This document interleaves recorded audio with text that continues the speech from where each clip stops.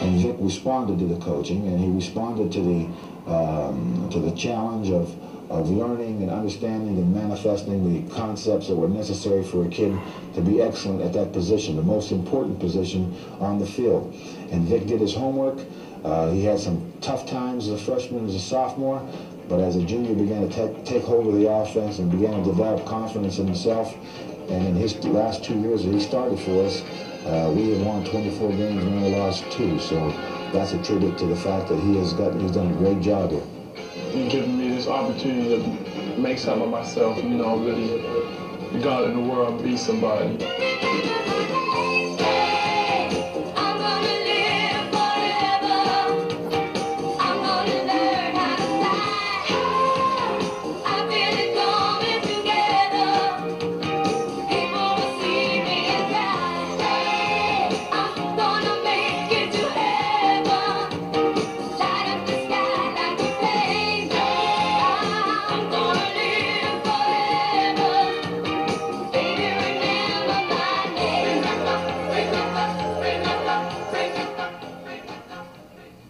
Trinity was a homecoming. We won 42-21. Played a lackluster game, but you know, they really didn't have the people to match up with us, and we still won by 3 touchdowns, not playing a great football game. The Quips wasted little time in going to work against Trinity. Vic Lay hit Kevin Haley with a quick pass.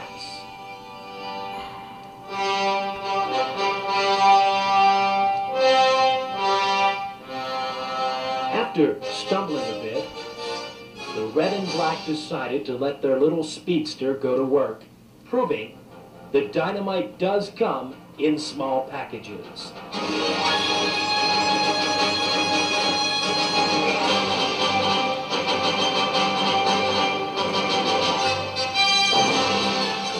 Fleet-footed Will Coleman got in the act by scoring 6. While John Gilliam jumped for joy.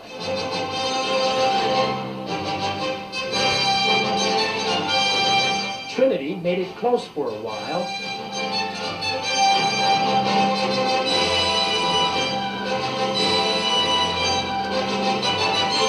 And then JR made his best moves of the season on this 53-yard reception.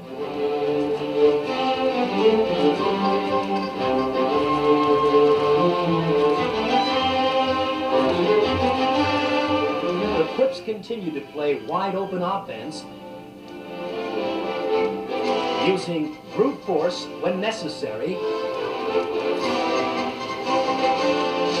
and blinding speed continually to frustrate the Trinity defense.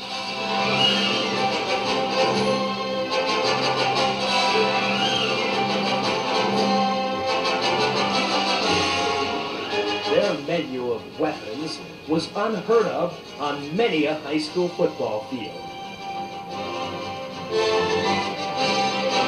As the fireworks, both on and off the field, continue to light up the sky. The next week we went to Charles Valley and played them at Mount Lebanon Stadium, and this was a tough team with a great defense. Not much of an offensive punch, but they did play defense that was intimidating because not many people had scored on them, and those who had scored maybe 7 or at the very most maybe a touchdown and a field goal against them. We ended up scoring 35 points and won by 3 touchdowns. No one seemed to have the answer in slowing down the Quip offense. Vic Lay went downtown on the first play from scrimmage. Kevin Haley never looked back.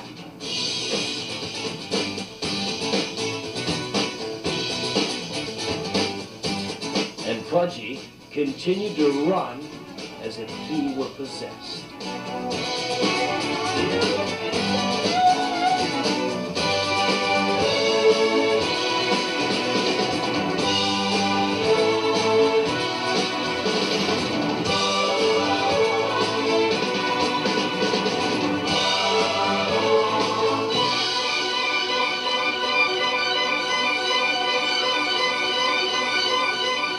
Meanwhile, the defense continued to gang tackle and make things happen.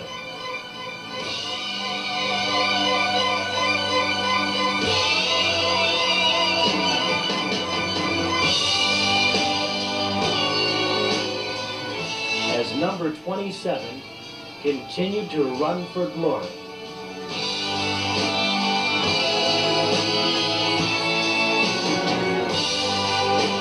Stopping only now and then for a little breather.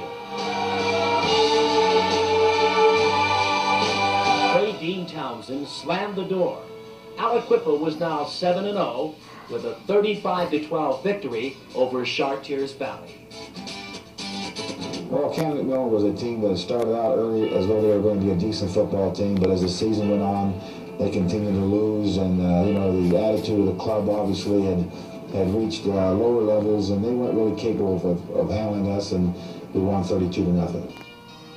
Although Cannon McMillan was next, the quick minds were on Ambridge.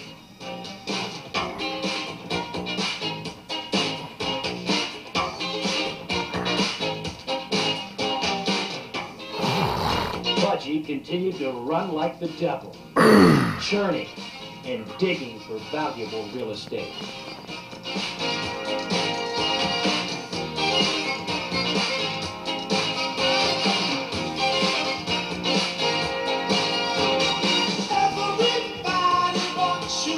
Lay blistered the cool autumn skies.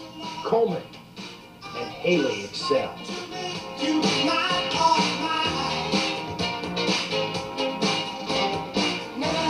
Fullback Darrell Rivas pounded his way for more.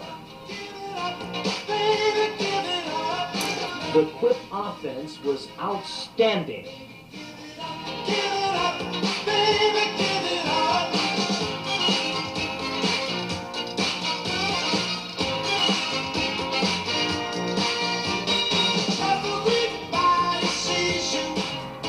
As the Big Macs seemed to give up.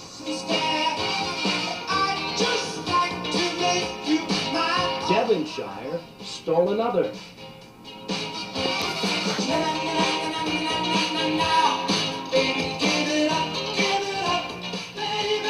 And junior Cliff Rivas got in the act too.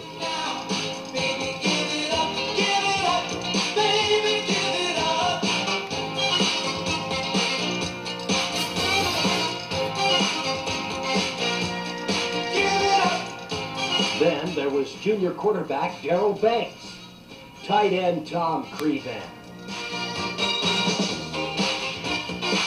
and running back Sheldon Jeter. Did it ever stop? Cannon Mac kept looking at the clock. It soon said visitors 32, Big Macs nothing. The ultimate compliment to give Raphael Pudgy Abercrombie would be that in 64 years of top-flight high school competition at Aliquippa High School, he is the first athlete that's ever performed on the gridiron for this school that's had his jersey retired, number 27. And that says it all. Even if he doesn't have the height that you need to play major college football, I mean, he got the heart. And I know he can do it wherever he went. One thing about Pudgy is when you're blocking, you have to stay with your man at all times because you don't know where he's going to be. The play could start out to the right, and he'll end up going to the left. He goes to the left, and the play goes to the right. You know, you never know where Pudgy's going to be at any time. That's something in its own. He's just so active and ready to go out on the field. You never know what's going to happen. He may start out running one way, he'll run all the way back. Believe in yourself and always give it your all, because once you give it your all, you never have to worry about what someone else is going to say, because you know that you gave it all that you had.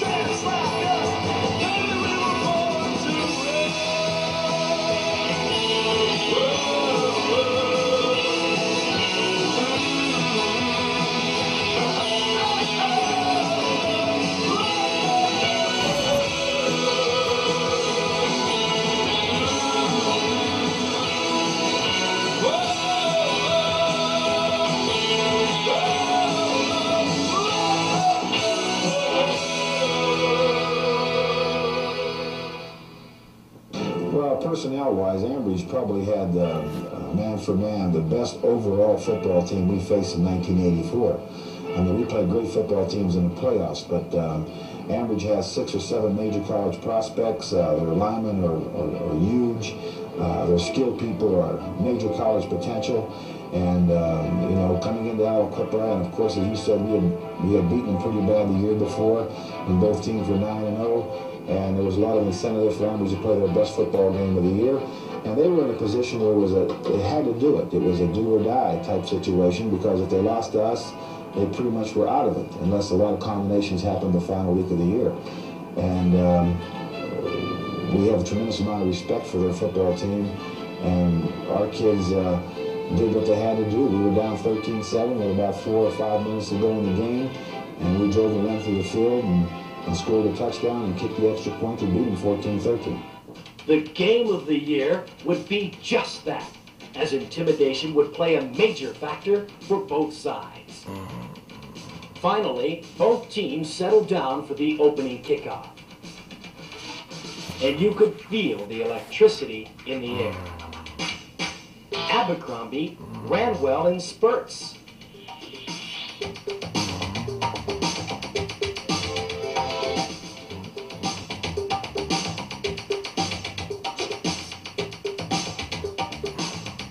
The hitting was ferocious, even after the stoppage of play.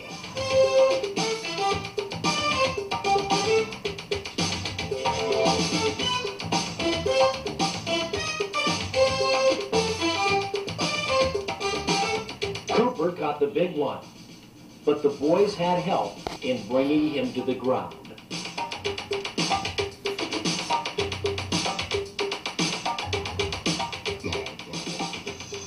Big plays and hard tackling kept things very interesting. Rivas complimented Pudgy. And Vic even got into the act.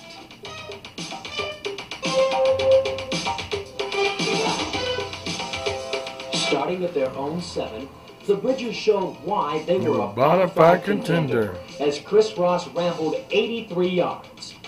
However, he should have never looked back. It was now time for the Quips to get tough in the pit, and they did just exactly that, stopping the Bridgers cold on 4th and 1 at the goal line. Halftime brought music and dancing, along with a scoreless ball game.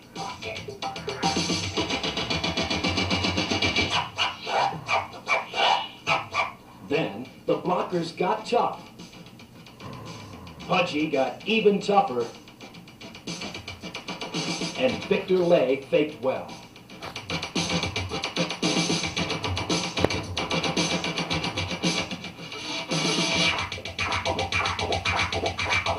Abercrombie delivered the hit instead of taking it, and then talked a little junk.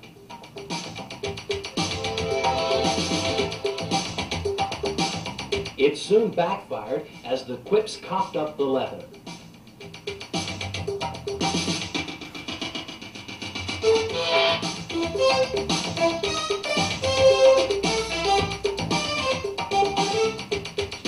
Lay snuck in for the first score, as Butata kicked the all-important extra point.